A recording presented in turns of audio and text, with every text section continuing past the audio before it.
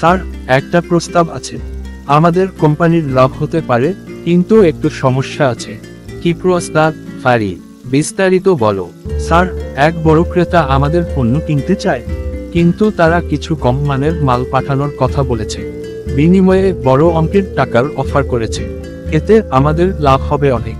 কম মানের পণ্য দিয়ে ক্রেতার সাথে প্রতারণা করতে হবে, তাই তো? জি স্যার, অনেক কোম্পানি এভাবে লাভ করে।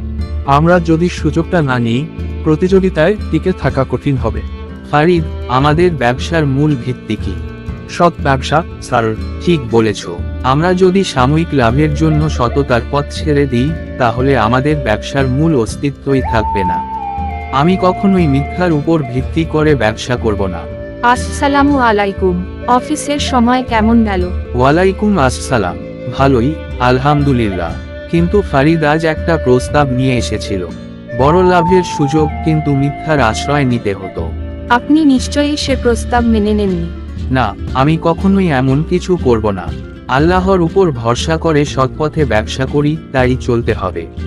টাকা সবকিছু নয়। আপনি তো বলেছিলেন আল্লাহ তাআলা সব সময় ভালো মানুষের সাথেই থাকেন, তাই না? হ্যাঁ রহিমা, আল্লাহ তাআলা আমাদের সৎপথে চলার জন্যই শক্তি দেন। যতদিন আমরা সৎ থাকবো, তিনি আমাদের রিজিক ঠিকই দেবেন। আসসালামু আলাইকুম রহিম সাহেব। ওয়ালাইকুম আসসালাম খান সাহেব। আপনার কোম্পানির সততার কথা শুনেছি। আমরা সব সময় সৎ ব্যবসায়ীদের সাথে কাজ করতে চাই। ধন্যবাদ খান সাহেব, আপনি আমাকে মনে রেখেছেন। আমি আপনার সম্পর্কে অনেক ইতিবাচক কথা শুনেছি।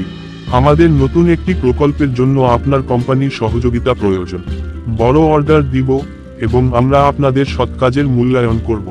আলহামদুলিল্লাহ, ধন্যবাদ। আপনি আমাদের সাথে কাজ করতে আগ্রহী, তাই তো?